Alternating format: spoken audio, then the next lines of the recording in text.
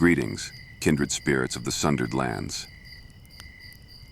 As the night embraces our home, I come as the bearer of tales from a time both golden and grim.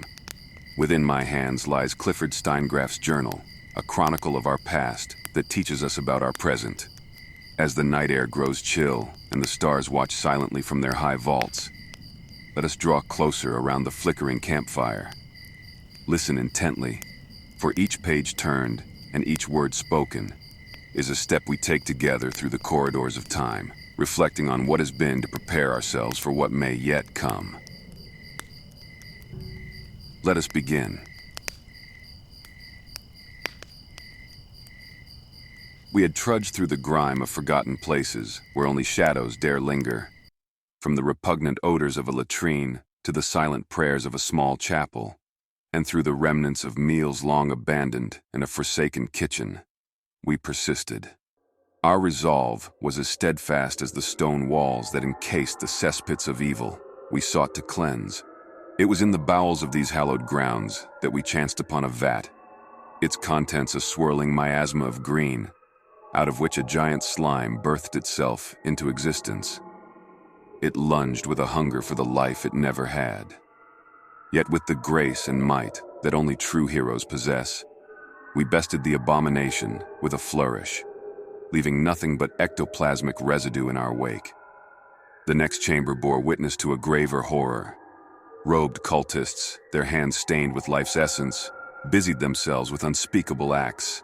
Their dissection room, a testament to the desecration of flesh and spirit, fell silent under our indomitable spirit. But the heart of darkness yet beat within the grand apothecary Villemot, cloistered in his laboratory of despair. You fools! You won't stop us from bringing your Syndra back. His declaration was cut short by our wrath and Sir Davian's steel. As life's last breath escaped him, he muttered bitterly at us. Morbosa will end you. The priestress is in another temple. I jumped toward him, trying to preserve him for questioning. You son of a bitch, we need answers. You're not dying on me yet. Anger flared within me as I sought to wrest more from Villemot's fading spirit, but the light had dimmed in my hands, my power spent. With fury and frustration clashing in my heart, I found but a note upon his person, a missive from the High Priestess Morbosa herself. The note was sealed with a sigil of entwined serpents. The writing upon the letter was of a kind I had seldom seen. Each stroke of the script flowed with an elegance that suggested a skilled hand. The ink, still resilient against the encroachment of years, its hue a deep, rich black that must have been concocted from the finest gallnuts.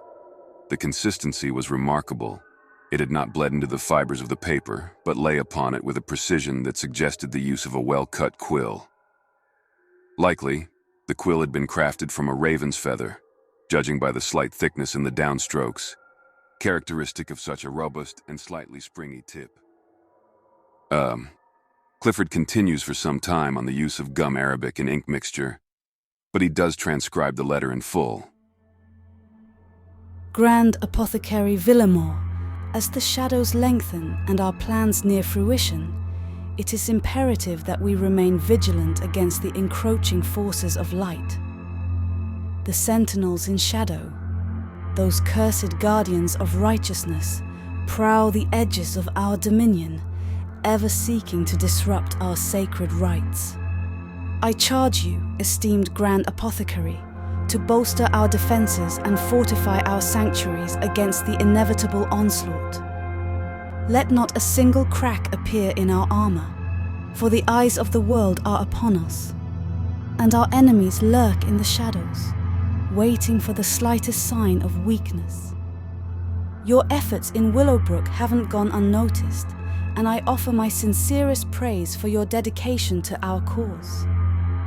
The plague that now grips the town is but a taste of the chaos and despair that shall soon engulf the land, thanks to your unholy ingenuity. Continue to sow the seeds of discord and disease, for with each cough, each groan of agony, our grip upon this world tightens.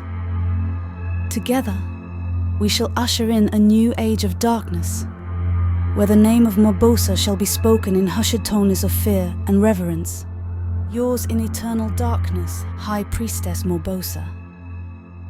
This letter gives no locations and Villamor is dead. We have a name, Sentinels in Shadow. And an insignia. True? This must be Morbosa's signet. Perhaps she's a noble, hiding about in a court. Her writing indicates she's highly educated. The cleansing fire of our resolve spread to the northern side of the manor's basement, purging the remaining cultists and the undead that hungered for the warmth of life. It was only after we had cleared the manor of all hostiles that Erevan, cloaked in mystery, approached. I am a sentinel in the shadows. We must work without being seen or known for our own protection, so we guide strong potential allies to work for our cause. But you have shown that your motivations are true, and there is no need for this ruse. You too want to take down Morbosa to stop the spread of their disease. But the situation is more dire. Morbosa and her cult worship the deity Yersinda. They are helping her gain an avatar in the material plane. Morbosa is the key for us to stop this terrible incursion. Our scouts are working to locate her. When they do, we will contact you. In the meantime, should you need to speak with me, talk to the bartender at the Inn of the Last Rest. And where is this inn? Strathmore. I consulted the ring's arcane essence, its verdict clear. Truth lay within Erevan's words, for once. Thus our chapter closes with the party poised on the cusp of a darkened precipice, ready to delve into the heart of Morbosa's web. Strathmore beckons, where the silent keeper of secrets awaits, and our story, illuminated by the faint glow of determination, continues to unfold.